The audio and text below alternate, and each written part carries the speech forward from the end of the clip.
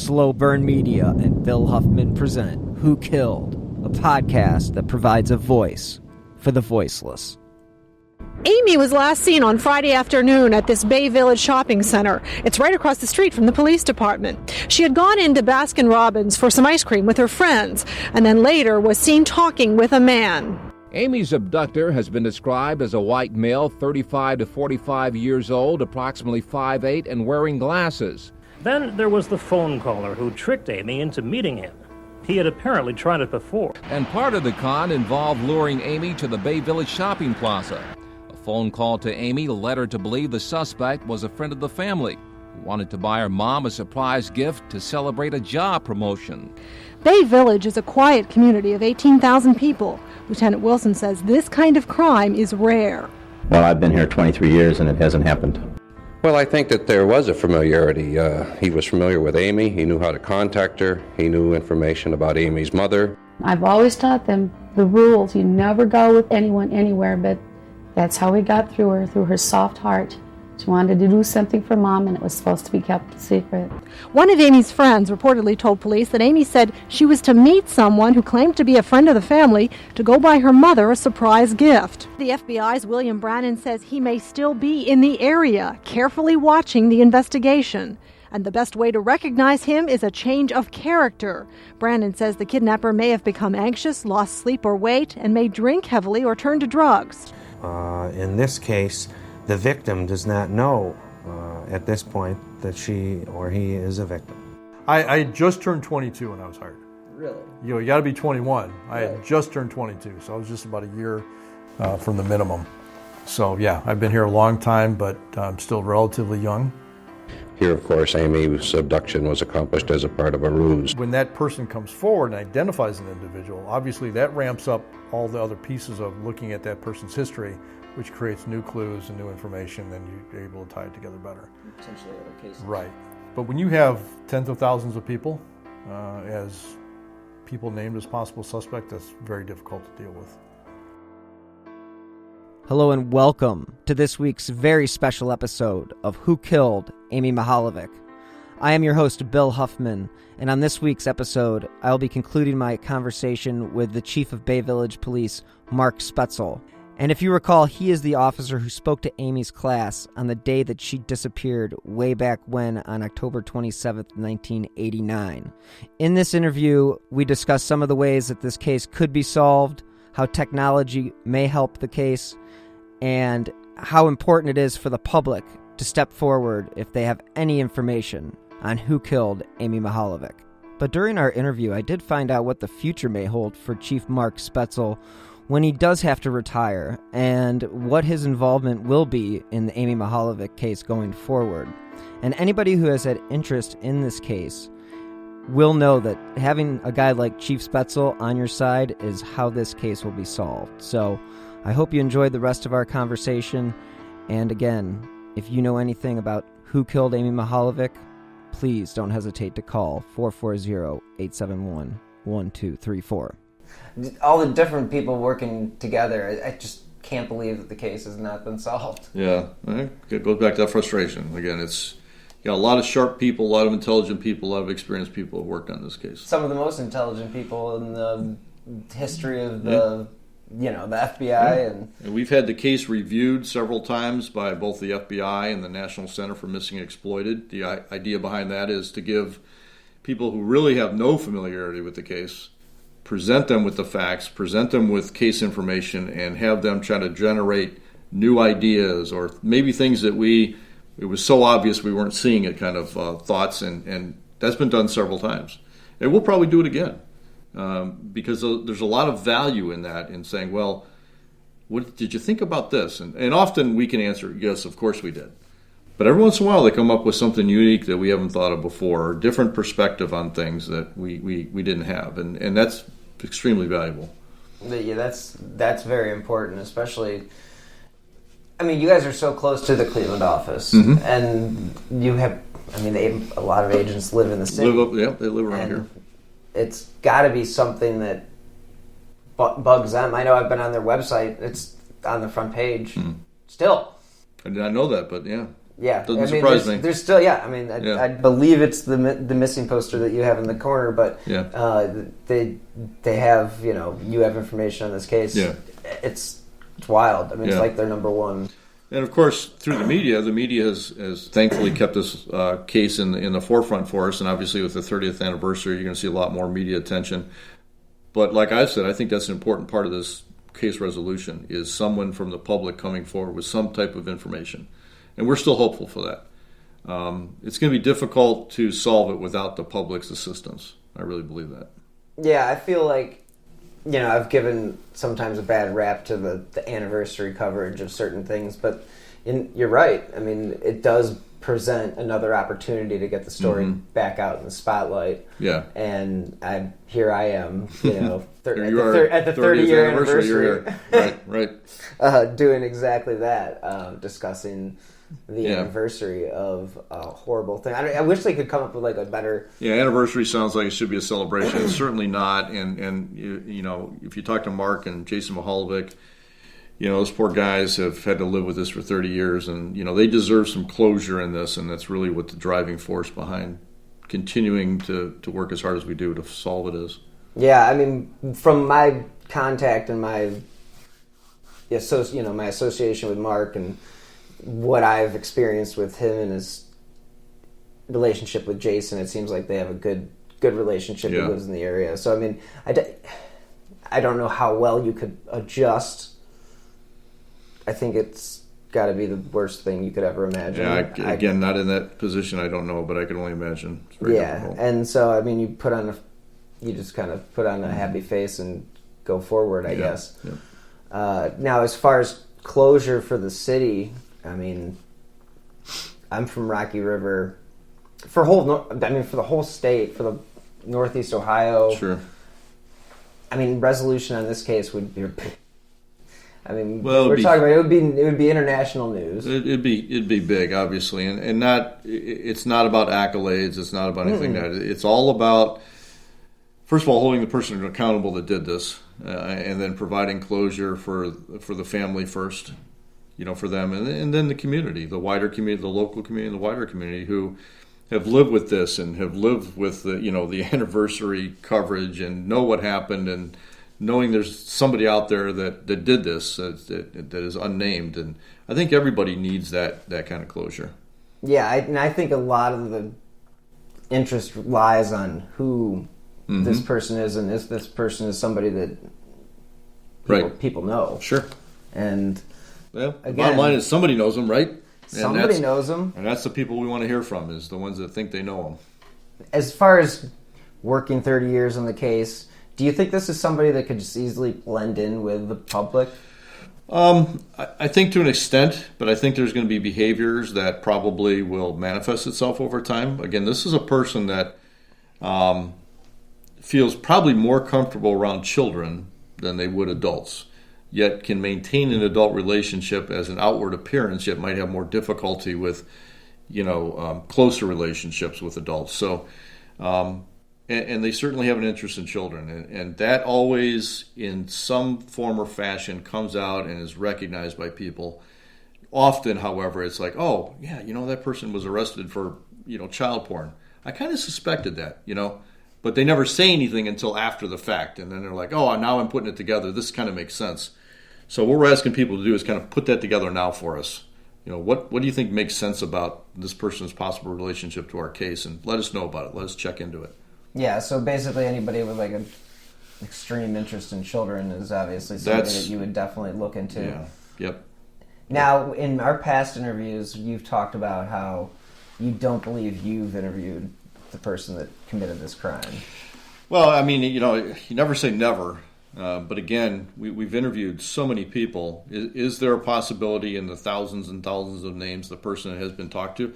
Could be, but it would probably be that it was one of those more tenuous connections to the case, and you're just, there's nothing there that you can really grab onto now. Because certainly we've had suspects we've looked at where, there's a lot of little pieces that seem to add up and make you think, wow, this could be the guy, right? And they realize, you do continue investigation, you realize, no, it's not the one. That's frustrating, obviously, too. But at the same time, you're you're identifying an innocent person. That's important. So it all has value. Have you ever had a guy that you were pursuing, or that you thought, "Oh man, this feels, I think that's happened. Right"? I think that's happened many times. Sure, because the more circumstances that line up with our facts, the stronger the suspect. Right. Now, keep in mind, having said that, in this type of crime, which is not a domestic violence type case where you've got an isolated population. This is a crime that occurred out in the community, a stranger abduction type of situation. So your pool of candidates is very large. And so a lot of people come to us by tips or leads, right? And so when you think about that, there's a lot of people out there that have circumstances that could fit. You know, you may have called, if you were old enough, you may be called off work that day because you were sick. Well, somebody doesn't like you, or somebody thinks you look like the composite drawing. And, oh, by the way, he called off sick that day. He wasn't at work. Now, suddenly that becomes a connection, right? Could be an innocent connection, as you can imagine, but it's a connection.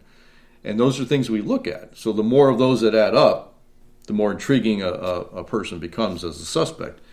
And sometimes and again, I've said this before, unless you can have 100% alibi, that independent people, unknown to you, identify you in this location at this time when the crime happened, that's really about the best way to eliminate a suspect. That can't always happen.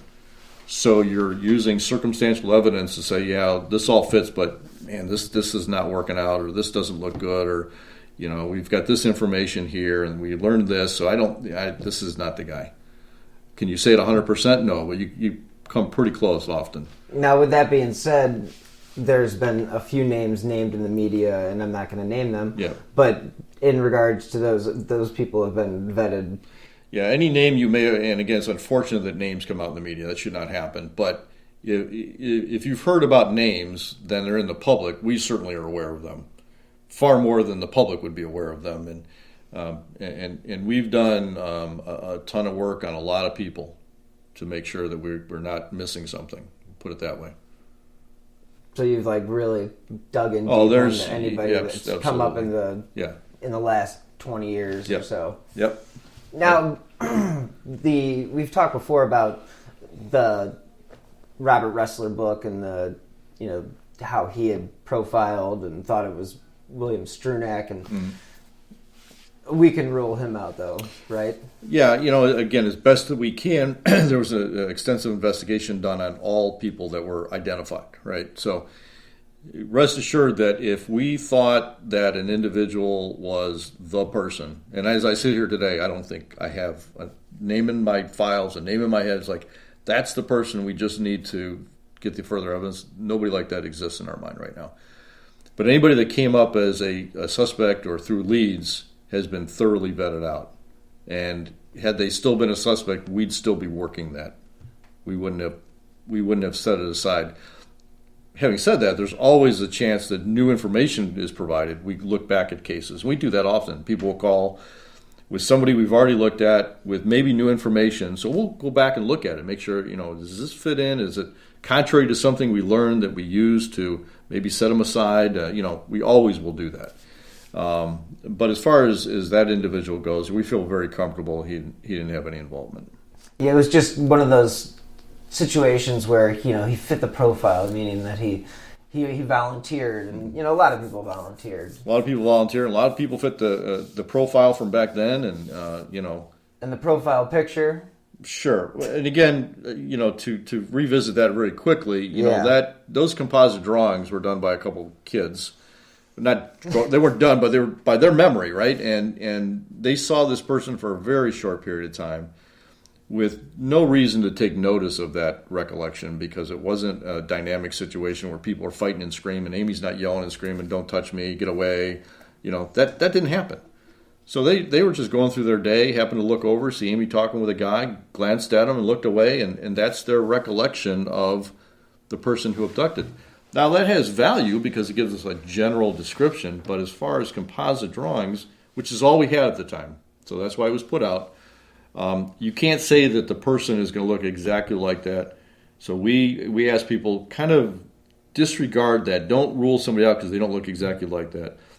And go with kind of the facts and the behavior. That's really more important.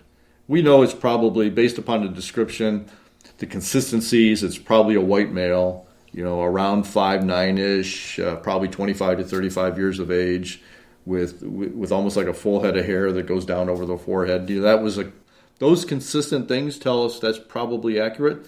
But beyond that, as far as the shape of the jaw and the eyes and things like that, bone structure, they were 25 feet away or more, and so that is difficult at best. But they're probably coming up with what they really honestly feel is what the guy looked like, and we don't doubt that for a second.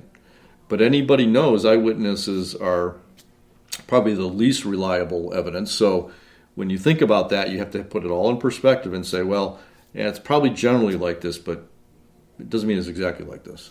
Now, they were the only witnesses, right?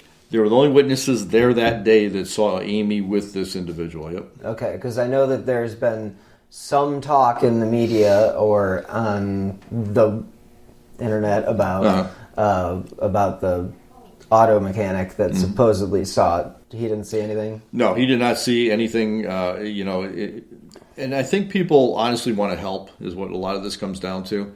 We talked with him the day after, or within days of the abduction, because obviously this auto mechanic was on the corner of Dover and Wolf Road, which is adjacent to the shopping center. So he's within several hundred feet of where this crime occurred. Good guy, very observant. So he told us what he observed that day, which was virtually nothing. And then he gets information and he starts thinking, well, maybe I did see something, and he comes in and tells us a different story, but it didn't match up with his original story. So is the story that he provided days after the accurate one, or the one he provided 20 years later? You have to look at these things. And I don't think there's any ill will. I think it's just him trying to be helpful, putting information provided to him into context and coming up with something that, really isn't accurate. Yeah. And that happens with all witnesses. Over time, perceptions change, memories change, which is another difficulty in a 30-year-old case, obviously. Over time, your perception of an event is altered by your interaction with people and how you tell the story and what their reactions are. And it just, I don't want to say a tall tale getting larger or fish story, but, this is kind of the thing. And so initial recollections and those revisited shortly after the crime are often the best. And that's why we always go back to the original fact patterns. And then not somebody who has a change of heart 20 years later. It can happen, but you have to look at that with suspect eyes. You can't just assume that, well, they were wrong on the days after. They're right now 20 years later, or 30 years later, whatever it is. And on that note, let's take a break and hear from this week's sponsor, BetterHelp.com. I've had to deal with my fair share of anxiety and depression in my life, and I'm happy to say that there is now an easy way to get help. Because if there is something that interferes with your happiness or is holding you back from achieving your goals, BetterHelp Online Counseling is there for you. You can now connect with your professional counselor in a safe and private online environment. It's convenient because it needs to be in our hectic lives. So, go get help on your own time and at your own pace. You can schedule secure video or phone sessions, plus chat and text with your therapist. BetterHelp really is there for you. They have 3,000 U.S. licensed therapists across all 50 states. And guess what? If you aren't happy with your counselor for any reason, you can request a new one at any time. There are even apps available for your computer or smartphone. So whether you're suffering from anxiety, depression, anger, stress, relationship issues, sleeping, trauma, family conflicts, LGBT matters, grief, or self-esteem, they literally have a licensed professional counselor for you. And of course, everything you share is confidential. The best part is, it's a truly affordable option. Who Killed listeners get 10% off their first month with the discount code WHO. So why not get started today? Go to betterhelp.com/who.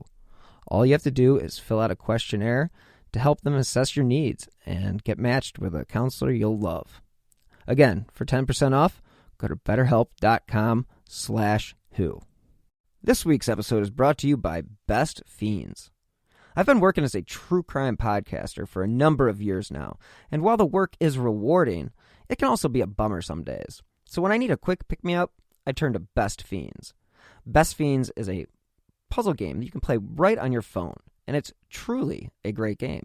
When I play, I find it to be a mindful experience as I traverse through all the different levels and face challenging puzzles. But Best Fiends is a fun, casual game that anyone can play. I might not be an expert, but you don't have to be, and I have been flying through tons of levels. One of the best parts is Best Fiends updates monthly with new levels and events, so it will always stay fresh. Best Fiends is a game that won't take up much of your time, but it will help you stay in touch with friends and family, all while still social distancing. Another great feature, you don't even need an internet connection to play. The game has an elegant design, which helps relax my mind, and all the cute characters just make it all the better. So engage your brain with fun puzzles and collect tons of cute characters. Trust me, with over 100 million downloads, this 5-star rated mobile puzzle game is a must-play. Download Best Fiends free on the Apple App Store or Google Play. That's friends without the R, Best Fiends. And let's get back to my conversation with Chief Mark Spaetzel. Some things need to be taken with a grain of salt. Right, but you also have to take and listen to that too, because there could be some information that they forgot or something that spurred a memory that adds to what they already told you. So we listen to that, absolutely, because that can happen too. Have you guys gone back and talked to the people that, I mean, I'm sure you have, at least during the time, the witnesses that were told about the meeting? Oh, yes. So there were several other... I mean, I'm just thinking about the, perceptions change over years, and just if that is something that... They, again, those were 10, 11-year-olds at the time that provided us that information, and they provided that within days of the abduction. One the same night, one the next day, and then several days afterwards. So, again, their recollections are pretty good. They were consistent, even though they were independent, and some heard it directly from Amy, some heard Amy telling people, and the key is that the basic facts were consistent throughout. Even though they didn't talk to each other and exchange ideas or stories, their stories were consistent. So we feel very comfortable with that story, which is basically that Amy received a call from a guy who wanted to take her shopping and buy a gift for her mother, go to the mall because mom had received a promotion and spent about $45. That seems to be a pretty consistent story. So we believe that to be accurate. So those were two different actual people. It wasn't like they were sitting there together at lunch and were told they're independent stories of the same fact pattern. Yeah. Very interesting. Mm-hmm. Now, as far as the people that saw Amy with the individual, have they come back? Have you interviewed them in the last? We've talked with them. We don't really interview them. Yeah, right. Yeah. I mean, no, but we've spoken with them. They're great people, by the way. It's amazing when you watch young people grow up from that age, and even though they were kind of involved in this trauma, you don't know how it affects people. Right. But both are really, both witnesses that we're talking about, really just good people, just great people, and they grown up to be successful, and you always like to see that. That's great. But yeah, we'll talk with them in the past. But we don't necessarily re-interview them because, again, their recollection then is the best. And anybody who tells you, who witnessed anything like that, they'll tell you, I whatever I told you is what happened, or that's what I remember. And, often if you sit down and you're reliving a past event, you're going to want to see, what did I say back then? I need something to prompt my memory. So really, again, that goes back to that original memory, original conversation, original statement taken is usually the best. Yeah, I mean, you got to figure that that's the freshest thing in their memory. Correct. And, anything else after that can be easily malleable. Sure. Over time and the exposure and hearing different things, and you start to second guess yourself when you hear people say things. So yeah, you just got to take that into account. So we're at 30 years. And you've been working for the department for almost 35. Coming up on 34 years in December. Yep. So I'll be retiring in the spring of 2020. I will have done 34 and a half years by then, and so I'll be walking away from this job. I'll continue to work, but one of the things that, I'd be hopeful is if I can come back and work this on a part-time basis. And that can be worked out through the city. That's something I would enjoy doing because as police chief, you just don't have that daily contact with the case, And it was difficult to leave the Detective Bureau and move to this position knowing that I wasn't going to be hands-on with the case anymore. But I've got great detectives that do great work with it, and of course Phil Torsney working on it in the FBI. So I'm not worried about the fact that things aren't getting done. I just want to be involved. Like anybody, you want to be involved. And having been involved in the past and having to walk away was difficult. So if I can have a chance to come back in and work it on a more intimate basis, I certainly want to do that. Yeah, I mean, I've talked to a number of people, and they've actually brought that to my attention as far as if you ever did retire, if that was something that you would be like the best person to have on that force, in my opinion, and in many other people's opinions. So I think that's that's so admirable. Yeah, and it's nothing, I don't think, personal reasons. I've just, over time, over 30 years, got to know Mark Mihaljevic very well. And I feel for the guy, and I just think there has to be a resolution. And if I can help be a part of that, then I want to be a part of it. And we can keep this off the record or not, but are you going to be staying in the Cleveland area? Yeah, no, I'm not going anywhere. I'm a born and raised Northeast Ohio person. I'm not going anywhere. I'll travel, but I love this area. I love the people. I got family here. I'm not going anywhere. Can we revisit real quick? You mentioned in one of our interviews a circumstantial murder case that you guys prosecuted back in 2000. What was the case again? The case was Bobby Cutler, who was an employee owner of Western Roofing. He had been robbed at his place of business in Cleveland sometime, and memory's going to be a little fuzzy here, but at least a year earlier, he had been robbed at his place of business by somebody who walked into the business with a handgun, pistol whipped him, and stole some cash. That person at the time told him that if he ever told anybody about the crime, he'd come back and kill him and kill his family. And that's probably said, not often, but it's said during certain crimes. So he didn't think anything of it. He reported the crime to Cleveland Police Department, gave a description. There was some investigation. Over time, they were able to identify a person that probably was involved in that, and a warrant was issued for this individual.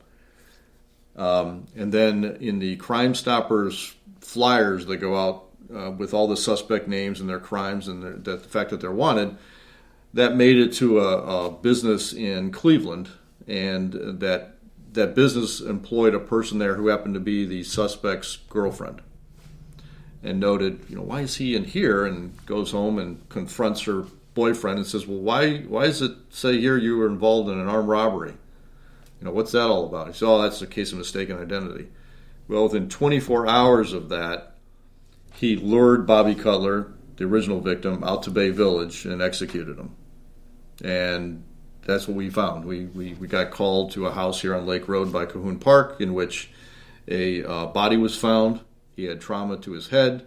His truck was parked in the driveway, his work truck, and he had a little piece of paper like those while you were out pink notes that you would write messages on for people. One of those in his hands with a name and a phone number. And that's it. No physical evidence other than footprints in the snow, which were all matted down because there was other footprints around the area. But it appeared as though he had arrived at that house, walked around the back of the house, came back around towards his truck, and he was found dead on the side of the house. Turns out he was shot 3 times in the back of the head. And that's all we had. And so we started obviously working the case, and through mainly phone records, we were able to identify, well, going back, obviously we were like, who would want this person dead, right? So that's the genesis of the investigation. And we identified this person. His name was Timothy Mulder, who was wanted for his robbery back in the day. So we went out, arrested Timothy Mulder, brought him in, questioned him. Of course, he denied everything, made up that he was at work that day, and made up some story. So we arrested him on the warrant for the original charge, but brought him to Bay to interview him, and then he was turned over to the county jail to answer for that crime. In the meantime, we figured, they're going to hold him. We'll do our investigation. So we were obviously focusing in on him, as well as other circumstances surrounding the victim and possible people that might be involved. We started getting phone records. Back in that day, it took a long time to get phone records. It would take weeks sometimes to get proper phone records. But as we got phone records come in, we realized that the call that was made to have the roofing victim come out to Bay Village was made from a phone number. We identified that phone number. It was a payphone. We pulled the payphone records. But what was interesting, if my recollection is correct, there was a couple of calls to Western Roofing answering service to lure him out. In the middle of that call was a call to Timothy Mulder's home. So based upon that, and we were waiting for Timothy Mulder's phone calls, we were able to put together this timeline. And one of the things I had done when the crime occurred was, and I had no idea this was going to have any value whatsoever, is I sent my guys out to collect any videotape of any surrounding store, whether it be gas town, convenience, or whatever. And the reason I did that was I know that somebody came from out of this area to go do that. And if you're planning a crime like that, you don't arrive late, you arrive early. And if you arrive early, you're trying to kill time. Maybe you go into a store, maybe you do something like that. You're killing time, you're thirsty, you're nervous, whatever. That was my thought process.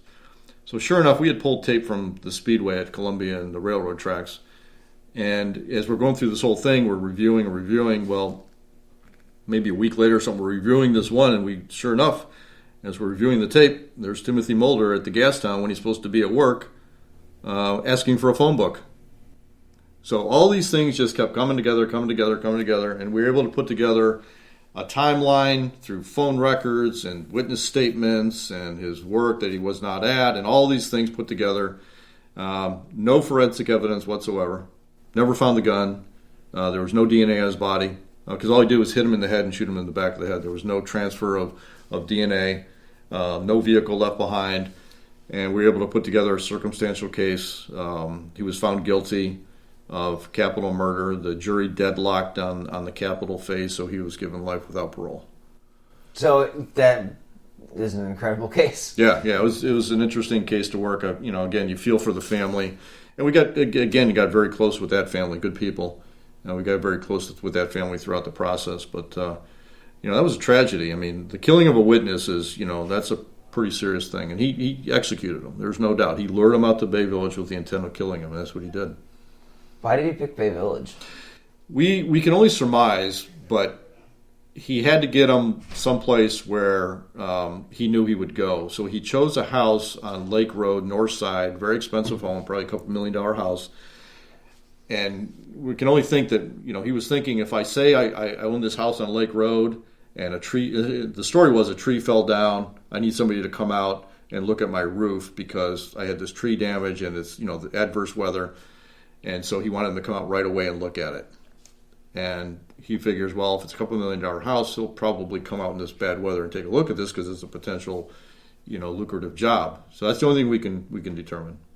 So with that being said, and you guys, that's a lot of circumstantial evidence.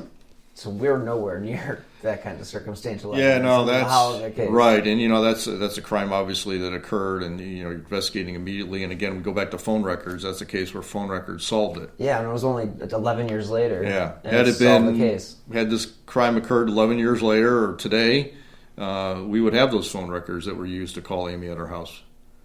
Unbelievable. Yeah. So what would you have to say, or what do you have to say for... have anything to say to the killer 30 years later? I don't know. I know in my heart what I would talk to him about, and I want to share that part of it, but I got to believe, I believe in the good in most people. There are certain people that have less of that, certainly, than others. But I think everybody has a guilt somewhere. And I think at the end of the day, we all want to absolve ourselves of that guilt in some way. And my hope is that person will feel that way, whether they're there at the end of their life or they just feel it's time. And, if they want to come forward, I'll have a chat with them. But you still believe this is a solvable case? Absolutely, I do. And again, with the public's assistance, I believe we can solve this. Otherwise, why bother, right? We're not just going to spin our wheels here. We feel it can be solved. That's why we've never put it on a shelf, never put it away. We continue to work it because I think almost anything can be solved. You just got to put forth the effort. And we've put forth the effort. So at some point, I think it's all going to come to fruition, and I hope it's soon. I hope so too. And I think that with your pending retirement, and if you do potentially end up helping the task force, I think that would be invaluable. And I think that there would be a lot of people in the city that would be applauding that I hope it works move. out. Yeah. And I can't thank you enough for the amount of time that you've given me over the last year, and your openness and your candor has been really cool. And appreciate that. I feel I've built a nice friendship with you. Well, thanks for keeping it out there. Again, it's important for everybody to hear this, and and again, if they know of anything, we want them to call us. And what's the phone number? Just call the regular Bay Village Police line, 440-871-1234. Okay. And it will be directed to a detective, or you can leave a message, and we'll get back with you. Yep. All right. Thank you. Thank you very much. Sure. Thank you. Thanks again to Chief Mark Spaetzel and the Bay Village Police Department for allowing me to have access to the chief and giving me time to ask questions about the ongoing unsolved murder of one 10-year-old Amy Mihaljevic. And again, he is retired, and hopefully he will join the Amy task force. But again, he's retired, and he put in 35 years at the police department, so he has earned his retirement. So we hope that he is enjoying it. But as a very interested community member, I would love to see his hands on the case again. So I hope you're enjoying the retirement, Chief Spaetzel, but I do hope that you will one day return and put your mind to the Mihaljevic case. And you guys, thank you so much for tuning in to part 2 of my conversation with Chief Spaetzel.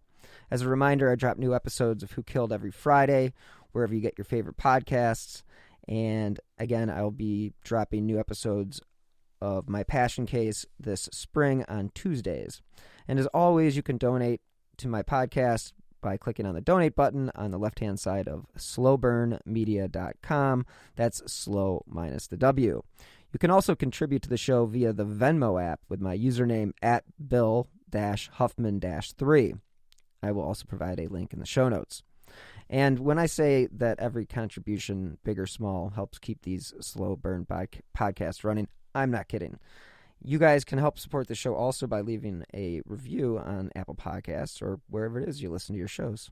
Because, you know what, those stars do help keep the cases that I cover in the spotlight. So if you'd like to stay up to date on the cases that I've covered, as well as the new shows that I have in the pipeline, please follow me on Twitter at BillHuffman3. And again, thank you guys so much for listening. Until next time, as always, be healthy and stay safe.